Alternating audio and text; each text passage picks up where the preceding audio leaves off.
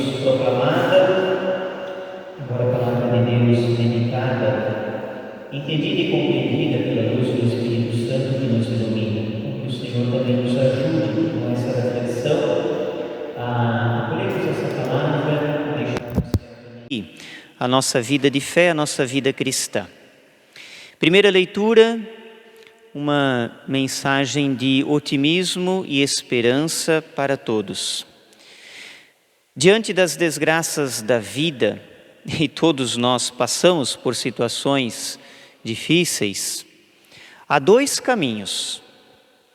Um caminho, digamos assim, pagão, de reclamação, de murmúrio, ou um caminho cristão, um caminho de confiança, de esperança em Deus. Esse caminho cristão, que é o nosso, ele se fortalece na vida de oração. Ela é fundamental. Tanto Tobit quanto quanto Sara, primeira leitura, estão passando por momentos difíceis a tal ponto de ambos pedirem a Deus que tirem a sua vida, de tentarem até mesmo enforcar-se, tirar a própria vida diante da situação que enfrentam. Mas também, ao mesmo tempo, ambos dirigem a Deus oração. Pedem a Deus misericórdia. E Deus atende, Deus escuta. No mesmo instante, ele envia o seu anjo Rafael para curar o coração, o sofrimento, a dor e a angústia. Rafael significa aquele que cura, Deus é a cura. Então, confiarmos-nos a Deus pela oração nos momentos de dificuldade, de provação, de angústia. É o que a palavra nos diz na primeira leitura. Confiar sempre em Deus. O Evangelho traz à tona o tema da ressurreição. E assim como os saduceus no tempo de Jesus, hoje também há quem não acredita na ressurreição. Inclusive, aqueles que se dizem católicos, mas frequentam centros espíritas e acreditam na reencarnação. A nossa fé é muito clara. Nós acreditamos na ressurreição dos mortos.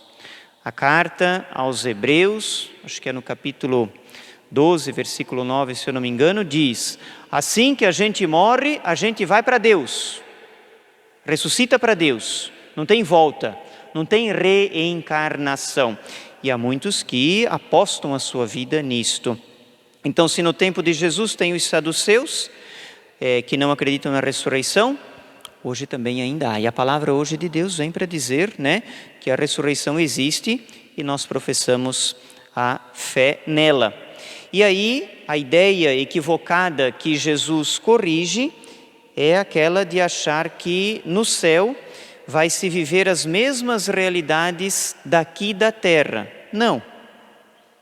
E é por isso que os saduceus, então, até ironizam a questão da ressurreição, falando dessa mulher com 7 maridos nessa terra, pedindo a Jesus, e no céu, quando ressuscitar, ela vai ser a mulher de quem? Jesus está dizendo para ti e para mim, e a nossa fé é essa: a vida ressuscitada, o corpo glorioso, o nosso estado na eternidade, tudo isso é um grande mistério da fé, acolhido na fé, professado na fé, como uma verdade revelada por Deus. Então, sobre a ressurreição, Jesus diz, ela existe, mas ao mesmo tempo é um mistério. E é assim para nós até hoje. A gente acredita, mas a gente não consegue ainda experimentá-la de forma plena. Tem que morrer para ressuscitar. O grão caído na terra só vive se morrer, É assim que Jesus fala de si mesmo. Agora, deixando de lado um pouco essa questão da ressurreição, no mais eu penso que nós devemos dar ouvidos, e bons ouvidos, A advertência de Jesus, 2 vezes repetida no Evangelho de hoje. Não se enganem.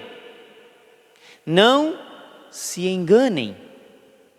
E como que há gente hoje preferindo viver enganada com relação às coisas sagradas? Quantos achando que a igreja está errada? A Xuxa dizendo que a Bíblia deveria ser reescrita. Católicos achando que não precisam mais se confessar.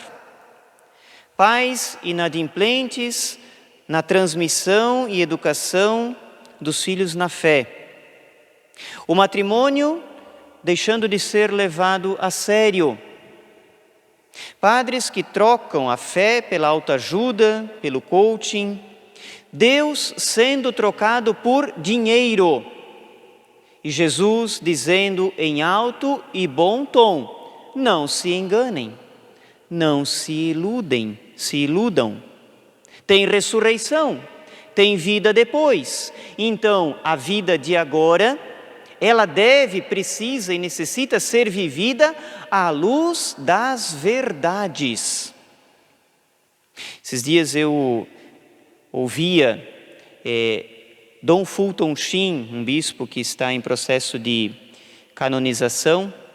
Perguntaram a ele se a igreja não vai rever algumas opiniões dela, diante do mundo moderno, diante das coisas que estão acontecendo. E ele respondeu, com todas as letras: se a igreja pensar como o mundo, que diferença vai haver entre o mundo e a igreja? Ela também vai se perdendo. Se um católico se engana e pensa como o mundo, que diferença há entre ter fé e não ter fé? Que diferença há entre comungar e não comungar? Rezar e não rezar? Não há diferença nenhuma. A gente se rebaixa, se iguala por baixo, se nivela pelo mínimo. Não se enganem. Quem que quer nos enganar? É o diabo. O pecado é um engano, o pecado é um equívoco. E o diabo quer nos enganar pela via do pecado, da mentira, do erro, da vida fácil, do cada um faz o que quiser, do cada um pense o que quiser. Não se enganem. É para ti, é para mim, isto também é uma advertência séria e preocupada de Jesus com todos nós. E a igreja anuncia hoje, no século 21, essa palavra. A igreja está dizendo hoje, nesta noite, para ti e para mim, não vamos nos enganar, vamos ser fiéis. Vamos buscar aquilo que é verdade de Jesus revelada pela palavra. Vamos professar e viver a nossa fé de modo coerente. Não se enganem. Vamos fazer também da oração do salmista a nossa oração. Senhor, fazei-me conhecer a vossa estrada. Vossa verdade me oriente e me conduza, porque sois o Deus da minha salvação. Não nos enganamos, apostemos a nossa vida no Senhor. Ele não nos ilude, ainda que Ele nos exija. E a fé é exigente, Caminhar com fé é exigente. Mas que a gente caminhe nesse viés, nessa trilha, por esse caminho, firmes, convictos de que, ainda que exigentes, é o caminho certo, é o caminho da salvação. É o caminho que vai nos ressuscitando para a vida eterna. Um instante de silêncio para que você possa também rezar e meditar no teu coração a palavra que ouvimos.